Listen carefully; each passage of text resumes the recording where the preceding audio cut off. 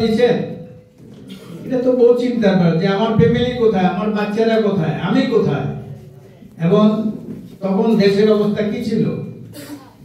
তারপরেও দেখেন যিনি স্বাধীনতার ঘোষণা দিয়েছেন, যে জন্য আমরা একটা দেশ পেয়েছি, কিন্তু আমাদের দেশ সবসময় উল্টা গতিতে চলে। তাদের মূল্যায়নটা আমরা কম চোখে দেখি। আলটিমেটলি আল্লাহর তরফ থেকে কিন্তু এটা মানে কেউ বন্ধ করতে পারে না। দেখেন অতীতের দিনগুলো আমাদের কিভাবে গেছে, গত 17-18 বছর আমরা কিভাবে গেছি। কারোর সাথে কোনো কথা বলতে পারি নাই, টেলিফোন ব্যবহার করতে পারি নাই, বাড়িতে থাকতে পারি নাই। 18 সালের নির্বাচনের কথা বলেন, কিভাবে কি হয়েছে। আপনার বাড়িঘর দুয়ার ভাঙা, এটা বাড়িঘর দুয়ার ভাঙার কি আছে আমি সেটা বুঝতে পারলাম না জিনিসটা। এটা কোন ইতিহাস, কোন চিন্তা চেতনা, কারা বানছে বলেন এই কথাটা। ধরেন এক ইউনিয়নের যদি সব ভোট একজনকে দিয়ে দেয় তাতে কি আসে যায়? ভোট কয়টা দরকার একজনের পাস করতে হলে? আর এগুলা তো ভোট না দিলেও তো রেজাল্ট বলে দেয় যে এটা অমুক পাস করছে বা শেষ। আপনার ভালোবাসায় বাঁচতে চাই আমরা, দুঃখী যারা আছে পরিবার, তাদের সাথে কাজকর্ম করে, তাদের সাথে চলাফেরা করে, তাদের খোঁজ খবর নিয়ে আমরা বাঁচতে চাই। আমরা এইভাবে দেশের টাকা লুট করে বাঁচতে চাই না, দেশের ধন সম্পদ লুট করে বাঁচতে চাই না। আজকে তারা কোথায় বলেন এই অবস্থাটা? আমাদের ব্যাংক খালি হয়েছে। আমি কালকে না কবে আমাকে বললো যে টাকা পাচ্ছি না, 3 ব্যাংকে চলে গেছে, কয়টা টাকা নাই। আসলে এটা কি কার্যক্রম?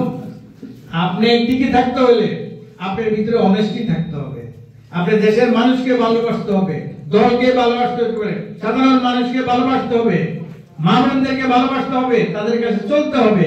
এটাই হলো জিয়া রহমান সাহেবের রাজনীতি। সেই রাজনীতিকে ধরে রাখে আমাদের যে নেত্রী দেশনেত্রী বেগম খালেদা জিয়া কিভাবে চলছেন।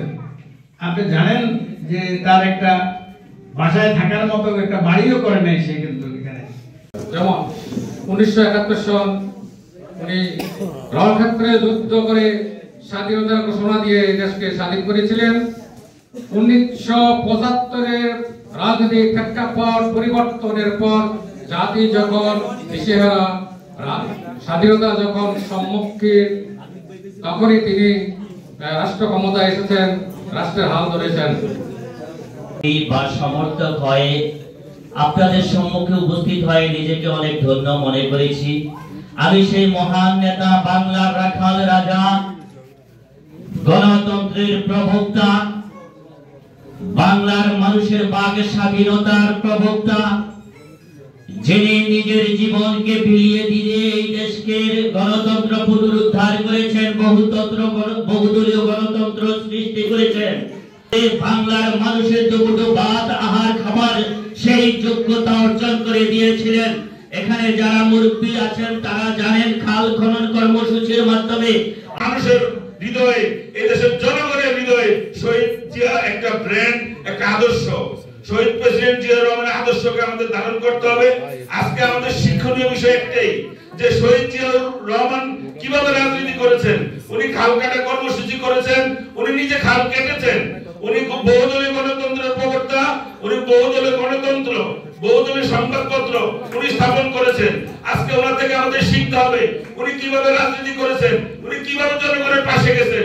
সেমনি ভাবে আমাদেরকেও জনগণের পাশে যেতে হবে, জনগণের সাথে, নেতা কর্মীদের সাথে আমাদের যোগাযোগ বৃদ্ধি করতে হবে, আমাদেরকে ভোটের রাজনীতি করতে হবে। সামনে জাতীয় সংসদ নির্বাচন, আমাদের বড় বড় বক্তব্য দিলে রাজনীতি হবে না। আমাদেরকে গ্রামে গঞ্জে যেতে হবে, বাড়ি বাড়ি যেতে হবে। যারা আমাদের নতুন ভোটার এবং যারা নতুন ছাত্র, তাদেরকে আমার শহীদ জিয়া রহমানের আদর্শ বুঝাতে হবে। মনে হয় আজকে বাংলাদেশ যে সারা বিশ্বের মানচিত্রে বাংলাদেশ নামক একটি যে রাষ্ট্র আছে, এই রাষ্ট্র পরিচয় দেওয়ার মতন সেই ভাষা আমাদের থাকতো না। তাই আজকে এই জন্মদিনে আমরা শহীদ রাষ্ট্রপতি জিয়া রহমানের বীরত্বের বিজয় আত্মার মাগফিরাত কামনা করছি এবং ওনার জন্য দোয়া আছে, দেশবাসীর কাছে ওনার জন্য দোয়া আছে, দেশনেত্রী বেগম খালেদা জিয়ার জন্য দোয়া আছে।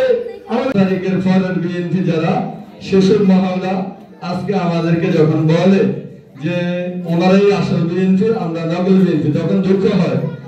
তো আমি আজকের ফরওয়ার্ডকে বলবো যে যারা 5 তারিখের ফরওয়ার্ড বিএনপি, আমাদের জাকির ভাই বলছিল আমাদের পূর্বে যে তাদেরকে আমরা বুঝিয়ে দিতে চাই যে আমরাই আসল বিএনপি, তারাই বাস্তবতা, তারাই রোহিঙ্গা, এই সবাই একসাথে থেকে আমরা তাদেরকে জাতবানের জবাব দিতে চাই ইনশাআল্লাহ। আমাদের এই টাকায় ক্রয়কৃত সম্পদ এবং অস্ত্র গোলাবারুদ দিয়ে আমাদের যে ছাত্র ভাইদেরকে এবং আমাদের জনতার উপরে যেগুলি করেছে তার প্রতিশোধ ছিল, কিন্তু বাঙালি জাতি তাকে সেই সুযোগ না দিয়ে সর্বশেষ তাকে পলায়নের জন্য সুযোগ করে দিয়েছে। এই জন্য আল্লাহ তাআলার কাছে শুকরিয়া জ্ঞাপন করছি।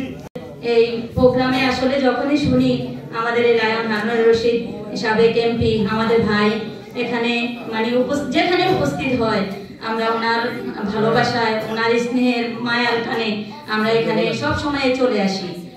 আমরা রশিদ শুধু চাঁদপুর ফরিদগঞ্জ নয়, সারা বাংলাদেশে ইতিমধ্যেই পরিচিত একটি মুখ লায়ন মোহাম্মদ হারুনুর রশিদ। সেই নেতার ভিতরে আমরা আছি, থাকবো। নেতা আপনি এগিয়ে যান, আমরা রাজপথে আছি, আমরা আপনার সান্নিধ্য পেয়েছি। সদস্যদেরকে বিপদের মুখে ফেলেও উনি বাংলাকে স্বাধীন করার জন্য যুদ্ধে ঝাঁপিয়ে পড়েছিলেন। তিনি হলেন আমাদের এই প্রেসিডেন্ট জিয়াউর রহমান।